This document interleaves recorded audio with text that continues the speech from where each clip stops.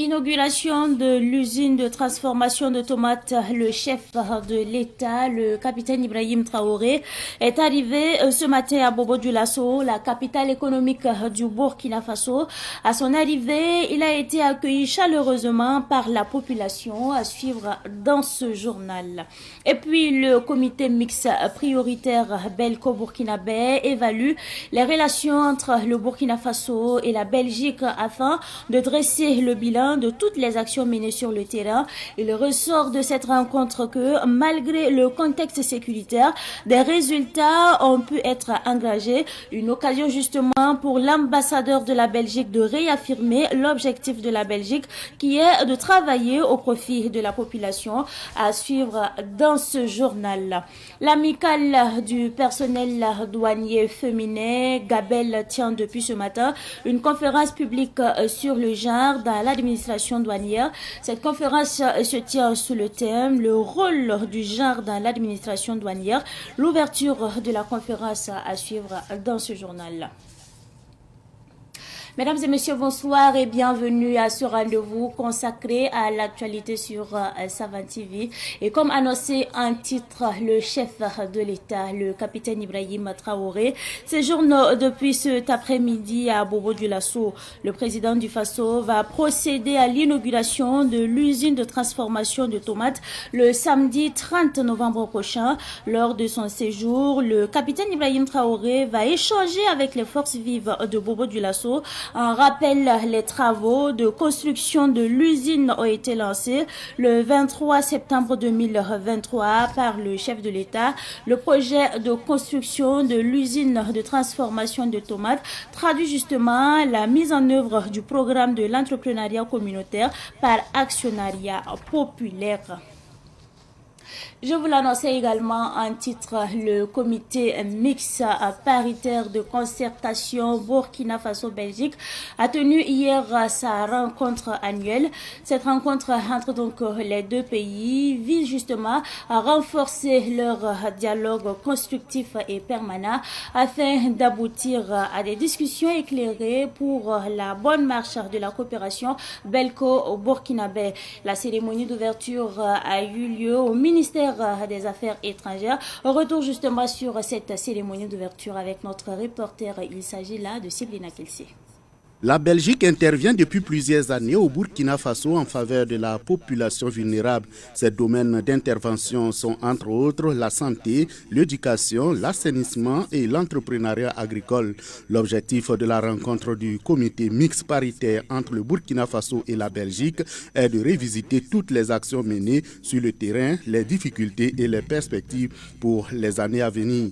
Pour le secrétaire général du ministère des Affaires étrangères, Issa Barrow, malgré le contexte sécuritaire difficile, des efforts sont faits. Oui, et malgré le contexte, c'est pour cela que nous tenons ce cadre de concertation. Il y a en tout cas des efforts qui sont faits sur le terrain malgré le contexte. Et je crois qu'il y a un élément très important, les efforts qui sont faits sur le terrain, c'est-à-dire le retour des populations déplacées dans leur terroir. Il y a un accompagnement qui se fait parce que le programme est basé aussi sur l'accès aux services sociaux de base. La Belgique intervient dans les domaines sociaux, dans les régions du centre-est, du centre-nord, selon son ambassadeur Erwin De Walden. Pour lui, l'objectif de la Belgique est de travailler au profit de la population. Notre objectif est de travailler tout près de la population, d'essayer de voir comment augmenter bien sûr la résilience des populations dans ce contexte quand même assez difficile ici au Burkina. Donc on essaie aussi de travailler un tout petit peu sur l'autonomisation des populations, des femmes, l'accès aux centres de santé, aux services sociaux de base. Donc je crois que tout en écoutant bien sûr les besoins des populations, je crois que ça c'est très important pour nous.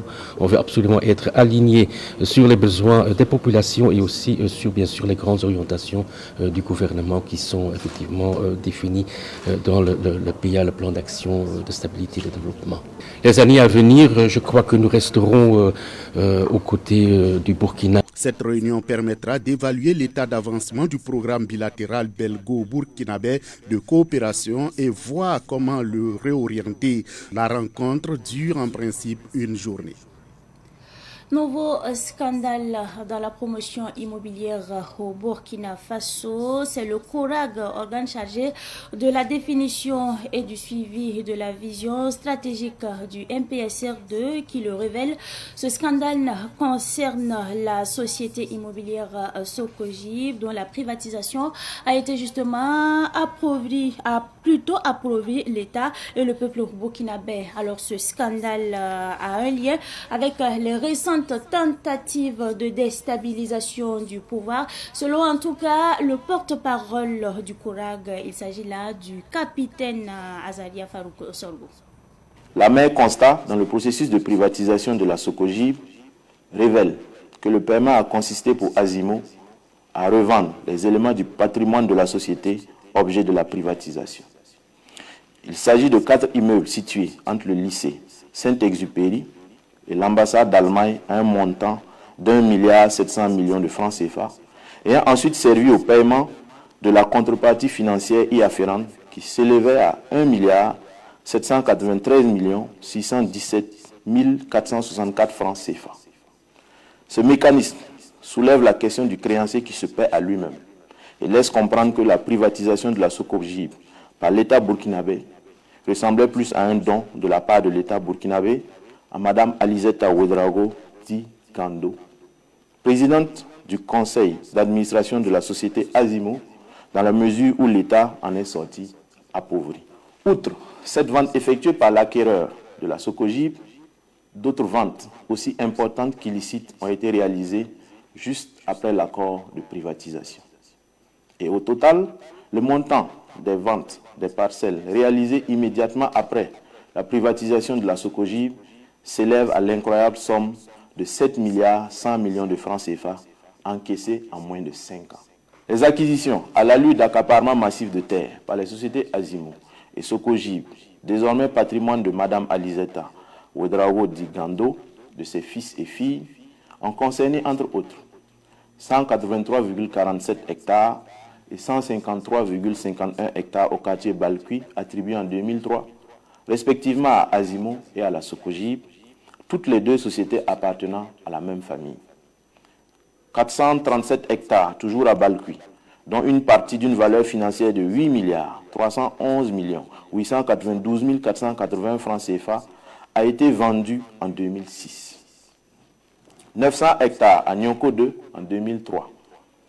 1001,12 hectares dans la zone de Yagma en 2007. 133 parcelles, couvrant une superficie de 65 610 mètres carrés au quartier Ouara 2000, d'une valeur estimée à 2 milliards 296 595 000 francs CFA, octroyée à Mme Alizeta Ouedraogo, représentée par son fils Mahamadou Ouedraogo. De 2017 à 2022, la vente des parcelles réalisées par la Socogib s'élève à l'extraordinaire montant de 24 milliards de francs CFA, soit 8 milliards de francs CFA pour la zone de Balkui et 16 milliards de francs CFA pour la zone de Nyonko 2. Alors que le chiffre d'affaires déclaré au cours de la même période s'élève à un montant de 4 milliards de francs CFA. De toute cette manne financière, l'administration fiscale n'a perçu que la somme de 83 936 380 francs CFA comme revenu fiscal. Ces différentes manœuvres, consécutives à la privatisation, dévoilent un climat de prédation, de corruption et de malversation au détriment de l'État et des laborieux citoyens. Aujourd'hui, pendant que notre pays est pleinement engagé dans la guerre contre le terrorisme, ces fonds issus de pratiques criminelles sont employés par leurs propriétaires ou détenteurs pour financer les ennemis du peuple. Les voleurs d'hier sont devenus aujourd'hui des commanditaires d'actions terroristes et de déstabilisation à travers divers circuits contre le Burkina Faso, leur propre pays. Hier, ils ont ruiné l'État et compromis le bien-être du peuple burkinabé. Aujourd'hui, hors du Burkina Faso, et toujours motivés par l'avidité du pouvoir, ils participent encore à freiner son envol, son indépendance et son développement. En conséquence, tout en réaffirmant la détermination de la transition, sous le leadership de son Excellence, le capitaine Ibrahim Traoré, président du Faso, chef de l'État, a rétabli les valeurs d'intégrité, de solidarité, d'honnêteté, de courage, d'équité, de transparence et de probité, le gouvernement prendra toutes les mesures adéquates et fermes à l'encontre des individus et des sociétés dont les actions nuisent à notre chère patrie.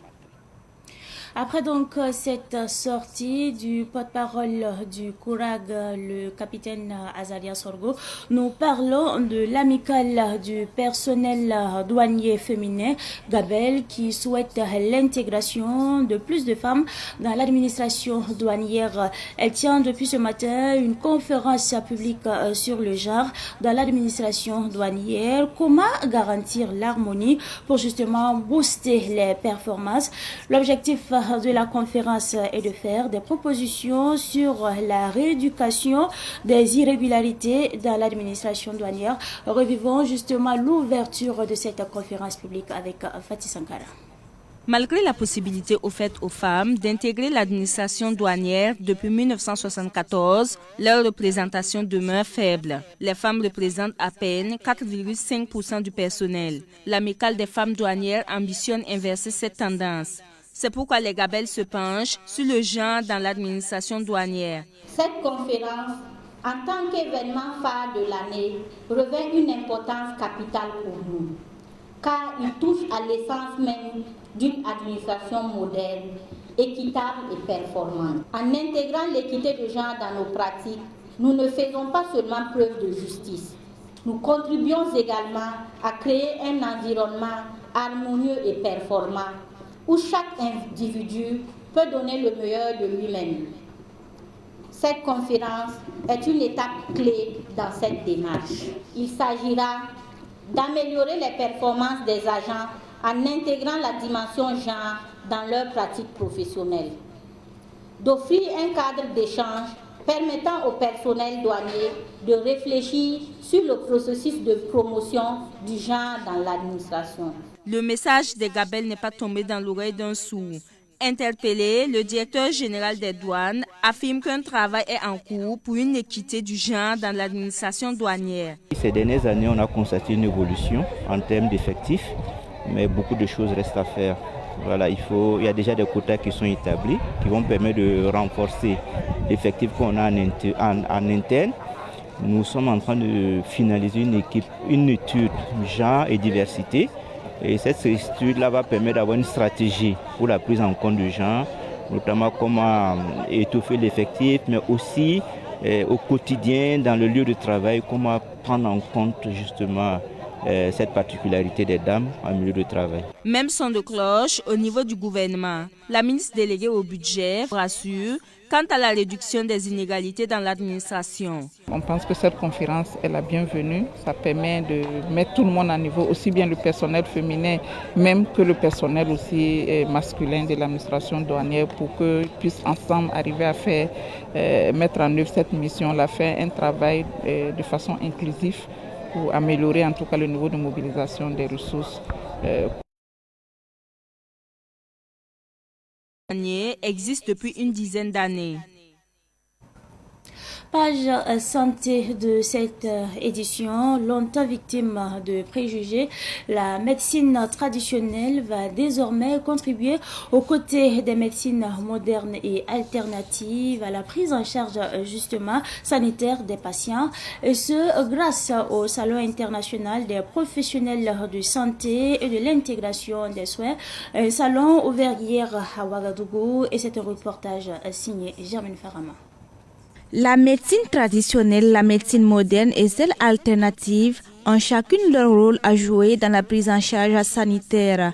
La complémentarité de ces trois médecines, c'est ce que les acteurs de la santé reconnaissent à travers le Salon international des professionnels de santé et intégration des soins. Ce salon qui se tient pour la première fois veut unir les trois formes de médecine en accordant à chacune sa valeur pour garantir un meilleur traitement des différentes pathologies aux populations. Aucune médecine en elle-même n'est autosuffisante, n'est capable de répondre donc à toutes les aspirations des populations. Donc il faut obligatoirement donc une complémentarité entre donc toutes les formes de médecine. La médecine traditionnelle africaine est un trésor inestimable.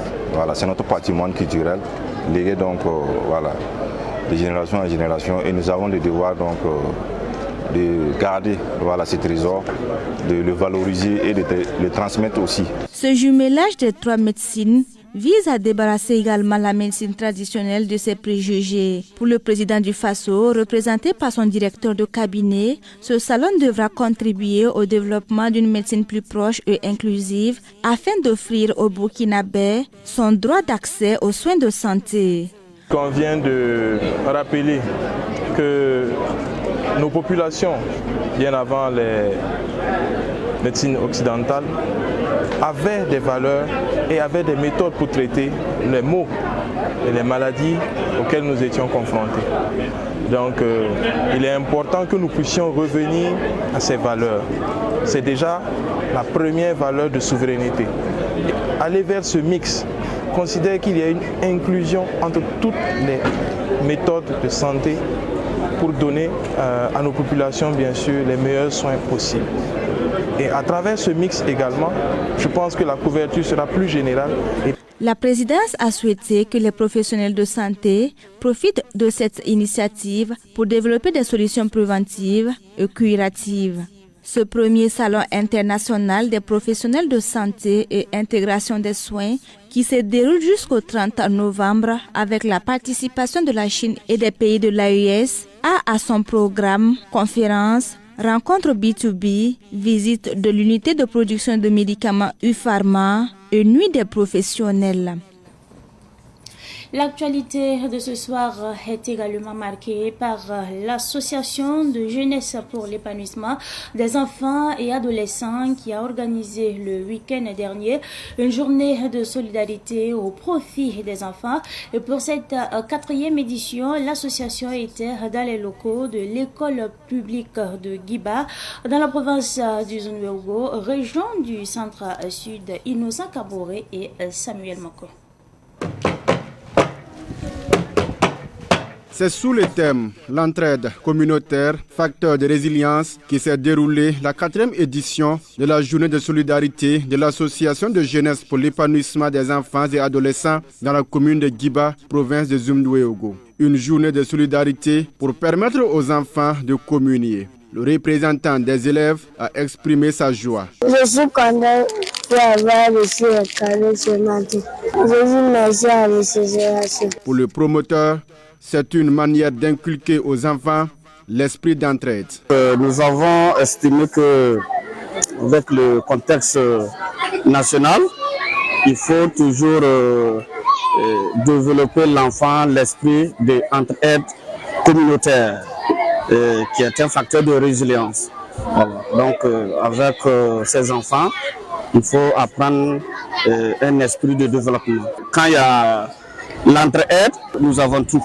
Le parrain et le président de la délégation spéciale de la commune de Guiba, qui a représenté le gouverneur de la région du centre-sud et le haut-commissaire de Zunweogo, ont félicité l'association jeunesse pour l'épanouissement des enfants et adolescents. L'idée donc d'organiser une journée de solidarité pour justement encourager ces enfants nous tient à cœur en ce sens que cela peut être un motif d'encouragement pour les enfants à travailler et à exceller donc au niveau scolaire. C'est pourquoi avec les autres membres de ressortissants donc de Guiba, nous avons accepté de mobiliser des personnes ressources et pour accompagner l'événement. Le thème, c'est donc l'entraide communautaire, un facteur donc de résilience. Ça cadre donc avec le contexte actuel où nous sommes confrontés à beaucoup de défis, que ce soit sécuritaire et alimentaire. Donc nous disons merci à ce geste charitable qui témoigne donc l'intérêt qu'il accorde donc à notre commune, la commune de Guiba. Rendez-vous est donné l'année prochaine pour la 5e édition.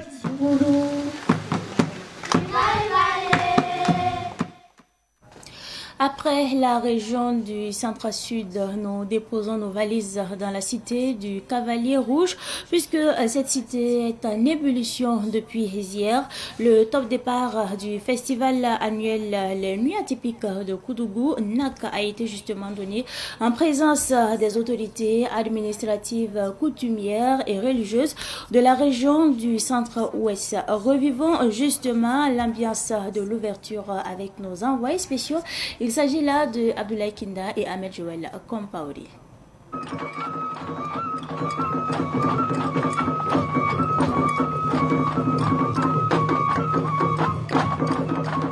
C'est parti pour 5 jours de festivités. Dans le cadre des Nuits Atypiques de Koudougou, 29e édition, ce rendez-vous culturel de la région du centre-ouest a mobilisé plusieurs autorités et festivaliers venus de divers horizons lors de la cérémonie inaugurale. Exposants et visiteurs se réjouissent de la tenue de l'événement. Des jus de mangue qui viennent directement de la région de Cascades, tout précisément à Orodara. Les mangues séchées là, on prend ça en bout et on broie ça. Et puis on extrait le jus là. Et puis on met du sucre. C'est délicieux. Nous saluons vraiment l'organisation et les promoteurs. Et que Dieu fasse en sorte que la paix revienne au pays. Et qu'on puisse continuer à organiser de telles activités pour promouvoir la culture et faire en sorte que le Burkina Faso puisse être connu à l'échelle internationale. Cette 29e édition des NAC se tient avec en toile de fond culture et sauvegarde du foncier rural. Et cette année-là, nous avons vu que le foncier rural, c'est un grand problème au niveau du Burkina. Moi qui vous parle, si je peux vous dire que nos papas nous ont toujours dit ne vendez pas la terre. Et ils n'ont jamais vendu une portion de terre. Et maintenant, on voit qu'il y a des jeunes qui vendent la terre, même des vieux même qui vendent la terre. Et nous avons pris ce thème-là pour dire aux générations futures là, et surtout à nos papas, à nos grands-pères, de nous conseiller à ne pas vendre la terre. Parce que cette terre-là, elle appartient à tout le monde. Nos parents donnaient la terre pour cultiver. On te prêtait la terre pour cultiver. Même si tu mettais un arbre fruitier, on te disait de ne pas mettre l'arbre fruitier parce que tu voudrais être propriétaire un jour. Donc ça veut dire beaucoup de choses. Et c'est pour cela que l'Université Norbert Zongo va nous aider à encore mieux réfléchir sur ce thème-là avec beaucoup d'Africains venant d'autres pays. Le ministre d'État en charge de la culture, patron de la cérémonie, est représenté par son chargé de mission, Boukari Ntiema. Ce festival en particulier, comme son nom l'indique, est atypique. À la 29e édition, ça veut dire que c'est un festival qui a eu du chemin, qui a beaucoup d'eau à couler sous le pont, comme on le dit. Et je crois que c'est la raison pour laquelle, au niveau du ministère en charge de la culture, nous pensons que c'est un festival qu'il faut soutenir, c'est un festival dont il faut féliciter les initiateurs, les organisateurs. Les Nuits Atypiques de Koudougou, 29e édition, se tiennent au secteur 10 de la ville de Koudougou. Ce rendez-vous culturel referme ses portes le 1er décembre prochain.